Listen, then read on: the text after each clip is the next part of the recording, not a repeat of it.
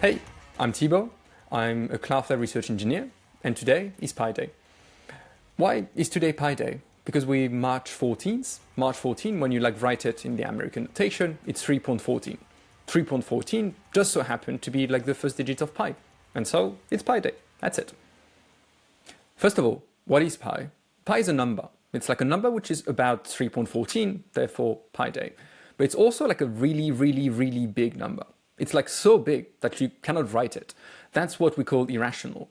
It's also a number that you cannot write as a fraction, which means as a division between two integers. You cannot have a fraction of pi, and that's why we call it transcendental.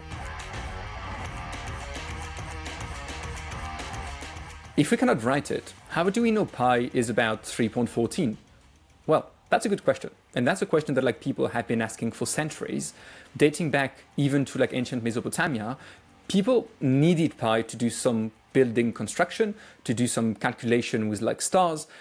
And that's a really good question. So we can approximate this with a fraction, even though it's not exact value.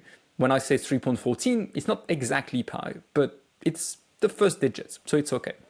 For certain calculation, you need some more precise digits. For instance, when we launch a space shuttle, we really need to have a precise calculation of pi, because we actually need to know where the shuttle will land. How many digits do we need? Do we need all the digits? Well, we don't know all the digits.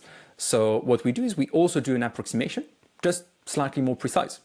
People have been computing digits of pi up until trillions of digits. We don't need that at all. It's really just to test and benchmark new computer capabilities. And also it's a bit of a show off. It's very cool when you can say that you were the one computing 15 digits of pi, or up to trillions. It's a number that you found a bit everywhere. For instance, in cryptography, when you need a number that has not been tampered with, you can use pi, because, well, no one tampers with pi. It's a mathematical constant. In engineering, when you need to calculate some arcs or do some telecommunication, pi is very useful from a physics perspective. It presents in various physics equation, and you can use it directly in most programming languages. An example where pi is used is when you launch a space shuttle. The Earth, after all, is more or less round. So when you launch something in space, it just so happens that you have pi in the equations. It's also very useful in cryptography, because if you want a number that has not been tampered with, you can use pi. No one has been tampering with pi. So we've discussed how to calculate pi from a geometric perspective. You take the ratio of a square circumference with its diameter.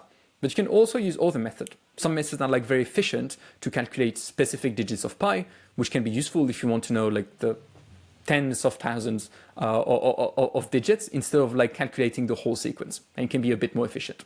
You can also use a bit of randomness.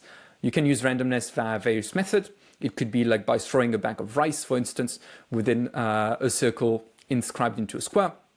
It can be doing a random walk, which could also help you calculate this number of pi, and these give you a nice approximation, even though it's not a precise calculation. Since when have we been celebrating Pi Day? We've been celebrating Pi Day since 1988 by physicist Larry Shaw in San Francisco. It was one of his ideas to go and celebrate Pi Day, and it just so happened to coincide with Albert Einstein's birth date, which is a funny coincidence. It has been studied for 4,000 years because it's so instrumental to what humans are doing. Should it be building constructions, cryptography, computers, probability, or sending shuttles in space? That's why today, March 14th, we're celebrating Pi Day, and you should too.